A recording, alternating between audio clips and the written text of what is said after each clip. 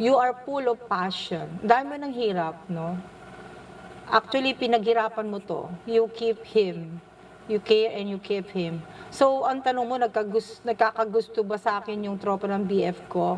Nagkakagusto ba sa akin? Either siya yung may passion sa'yo o ikaw may passion sa kanya. Both. Because Knight of Wands is referred to a man who's being hasty, adventurous, energetic, very charming and warm.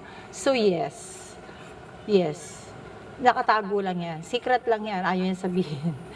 Kumbaga, merong ganun kasi klaseng personality.